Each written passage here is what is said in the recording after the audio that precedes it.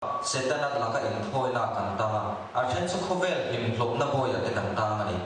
ama ero chu chu sual boy zong song ata in ngai na sual boy ta hi kan tam per ani chu chuan Christian thalai pol rom bol tu lok tak tak te po hi a hun me kan ni Christian thalai pol rom bol tu poi mo tak tak hi rui hloan pa te kher lo sual in rui lo me na them kher lo ama ero chu in ngai na sual hi na them ta kan ni chu atam me mazorom thlai te na sual boy kan ta na tam per ani ni kha khan soi masadua hei veizong kan nei thua machine kan nia ama chu kan veizong veitu hi siam lu thil hi a chin chuaka veidan te dodan te sia ila thain ka sia kan ram hi Christian ram ani Hindu ram ti kan soi ngai lo Muslim ram ti poi kan soi ngai lo Christian ram Christian state om chun ni te kan soi chi kan soi mai ba aza ne kan soi hial china chu da chuan amai ro chu Christian te te ta na moi lo le sa thai kan tin hem to le ya chung ko tin chung cha ga mat phei chon kan lo chang chiang le ani Christian na hian ti tu min ti tu le om dan tu asoi nga la ni amar chu Christian ti lo ti chuan afam kim thelo Christian na chuan ti tu le om dan tu asoi chu atel nge tu ni chungi ni lo chuan Christian tak tak ati thelo ani zirmi le zia tu nam tak te chuan heti tak kan ram le nam kan khotla kan ko sana har sana le ko na tam chan hi Christian ram cha tak nge in chal chung sia Christian chung ko in zirte na po ngai poi mo lova mani fa ta po pathian thulwa kai suai ngai lo chung ko kan tam wang ani dia chu wa chung Christian chung tak chung ko tak tak ka ra yan zoram chung ko ta kan tam lo tak se ta chu bai ko san le khotla ha buena na sa tak khape ro lo kan tok ta ni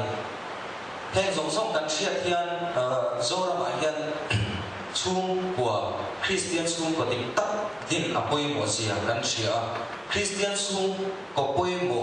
ilo ting tur ero chon in nei na ti hi angai in apoi mo per ai chu in nei na ti ka lo chon kan ra mai Christian chung có tính tắc hi ading thei don lo ni chu wa chon voi nia thalai te in nei na ko ai har na kan ngai tak zit ani Christian zoram Christian hian har sana chung ko lama har sana na sa tak kan to ka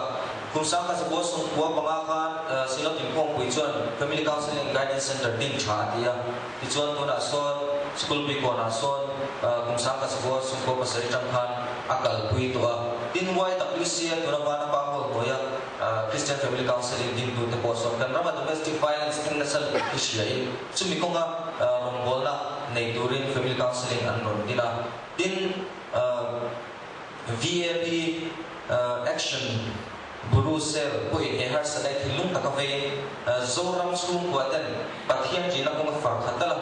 masona kan nei thina ko research alo be to ni khotla suan ei zum kai na chu chung ko ania ti chuan silok ko ko cha sang ti paru khan apoi mo sia ashale tu ta chuan kan ram chung ko be ko tha ka ron rel ani kha heng song song hen zoram Christian thalai he tin le na ko ma har na kan ngai tak me be mani tu nge ma la ta ang le rombol tu pathian jimi pathian ina amman te angai ani avei na sokhen aroma pia o te chu bang chon i hati lama po hen kan khat angai kum sang ka swa sum kuwa changa sang ti paru in nei dan pot hi khiri la heta chang hian zoram he in nei dan pot kan khira chang hian in nei harna kan ngai sia kan thathiam kum sang ka swa sum kuwa changa sang ti paru ka khan za mi somphum paru te biak in honga in nei chau an omani munda in nei te za somu pali an omani hei hian nim shil chu zoram Christian thalai hian pathian du da in nei ko hian harna kan ngai le marriage revival te kan ngai le ani dan rama kuntin ne so atok sang te kan ni nei sia in nei te singa mun thuma chena mun te he biak in bona ma in nei set in nei te ani chi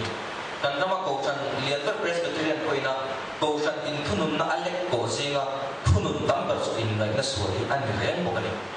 apoi mo se chu kan chati lam thalai ro bol poi mo tak tak te in nei na ko nga harna kan ma mo sia hi soi mai no ba ataka kan tho angaya kan ko ba kan ha ngam angaya kan shet mai atok tol ba chumi turapa kan lak ta ko hi atul tak zet to ani Christian su badi ni pathian thil ro man ro pui tak ani a